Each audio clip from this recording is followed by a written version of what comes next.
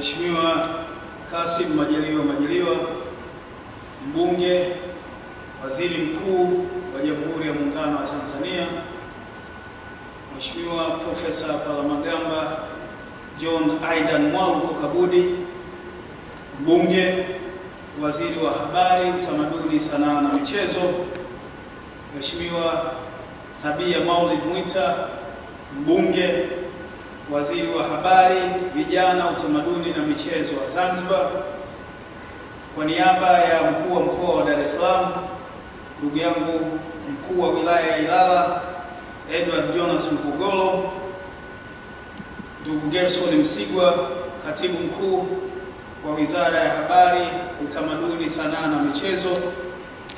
Na ningeishia hapo Mheshimiwa Waziri Mkuu, ungekuwa na ugomvi bila kusema na msemaji mkuu wa serikali.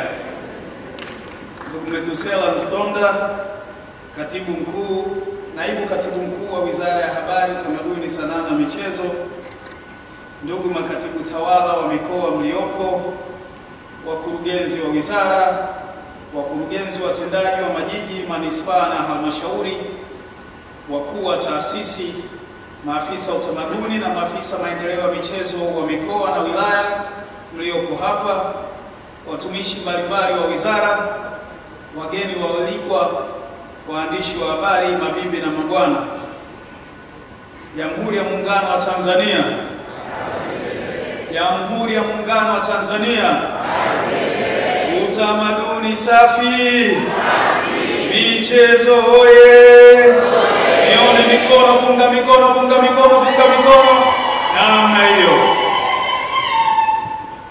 Mheshimiwa Waziri Mkuu, kwanza kwa heshima kubwa na unyenyekevu, napenda kushukuru kwa uwepo wako katika kikao hiki muhimu cha kimkakati cha mafundo na mazingativu kwa watendaji wa sekta za utamaduni, sanaa na michezo nchini. Kwa hiyo kwako hapa sio tu heshima kwa sekta hizi ambazo sisi tumepewa nafasi ya kumsaidia Mheshimiwa Rais Daktari Samia Suluhu Hassan kuziongoza, bali ni ujumbe thabiti kwamba serikali inathamini sekta za utamaduni, sanaa na michezo, na kwamba sekta hizo sio kwa ajili ya burudani tu, bali ni nyenzo muhimu za kujenga taifa lenye mshikamano, uchumi imara, maadili, uzalendo na utaifa. Mheshimiwa Waziri Mkuu, wewe si mchache wa shughuli, na kutenga kwako muda kujumuika nasi hapa sio jambo ambalo tunaweza kulichukulia kwa wepesi. Tunakushukuru sana kwa uwepo wako hapa. Makofi kwa Waziri Mkuu. Mheshimiwa Waziri Mkuu, nichukue fursa hii pia kukupongeza ukiwa kama mwanamichezo, mpenzi mkubwa wa mpira wa miguu, kocha wa mchezo huo na mpenzi wa timu zote zilizoko nchini hapa. Pamoja ya timu ambazo ziko katika nchi hii unayoifanyia shughuli ya kuwa waziri mkuu wake, kuwa na mguu mmoja kwenye fainali za mashindano ya shirikisho yanayoandaliwa na shirikisho la mpira wa miguu barani Afrika, CAF. Ni matumaini yangu kwamba mchezo uliobaki wa timu hii utakaochezwa tarehe 27 ya mwezi huu siku ya Jumapili kule South Africa utaleta matokeo ambayo Watanzania wote watayafurahia. Haya ni mambo ambayo yanatokea chini ya kismati cha Mheshimiwa Rais Daktari Samia Suluhu Hassan. Sasa hivi tunafika kwenye hatua kubwa, tunaogopwa na nchi za mpira zenye timu kubwa ambazo zilikuwa zinajulikana kwa kutunyanyasa, na sasa hivi haya mambo ya nusu fainali na pengine hata kuchukua kombe hayawi mambo ya ajabu tena kwa timu zetu. Hongera sana Mheshimiwa Waziri Mkuu. Mimi pia kama mpenzi wa soka na mpenzi wa timu zote hizi, roho yangu imefarijika sana Mheshimiwa Waziri Mkuu. Mheshimiwa Waziri Mkuu, nawapongeza maafisa wetu wa utamaduni na afisa maendeleo ya michezo waliopo hapa nasi leo. Ninyi ni safu ya mbele ya mapambano ya kulinda, kukuza na kuenzi roho ya taifa letu kupitia kazi zenu, kwani mnabeba hatima ya taifa linalojengwa katika fikra, hisia na tunu za pamoja. Katika hatua za kuvutia mageuzi ya kidijitali, wizara yetu kwa kushirikiana na Ofisi ya Rais, Tawala za Mikoa na Serikali za Mitaa imefanikisha uunganishaji wa mfumo wa wadau wa sanaa AMIS, ambao ni Artist Management Information System, na mfumo wa Tausi. Hatua hii si tu imeimarisha usimamizi wa sekta ya sanaa, bali pia imefungua ukurasa mpya wa uwazi, urahisi na upatikanaji wa huduma na uboreshaji na ukusanyaji wa mapato ya serikali.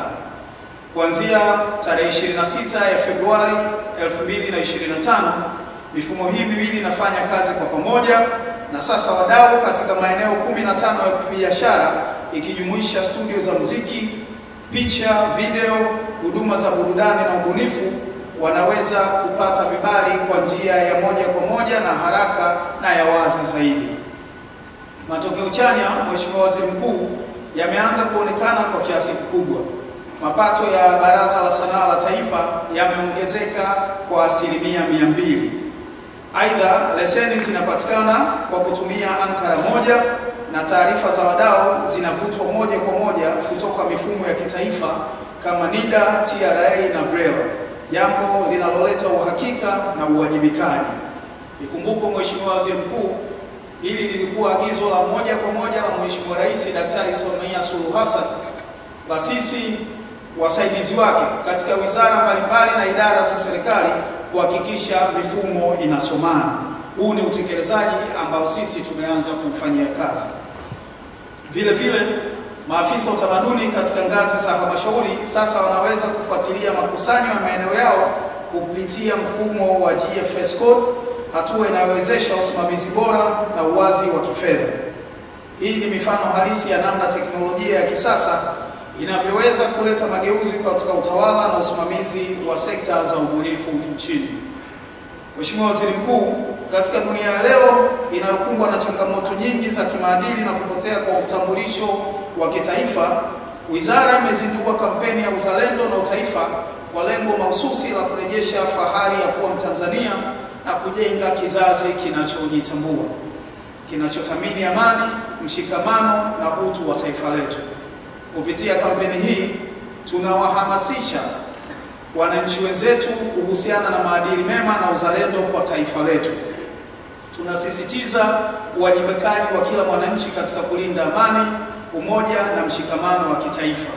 Vile vile tunatilia mkazo ujenzi wa utambulisho wa pamoja baina ya Watanzania wa bara na Zanzibar, sambamba na kukuza na kuhifadhi tunu zetu za kitamaduni ambazo ndizo nguzo za umoja na maendeleo yetu kama taifa.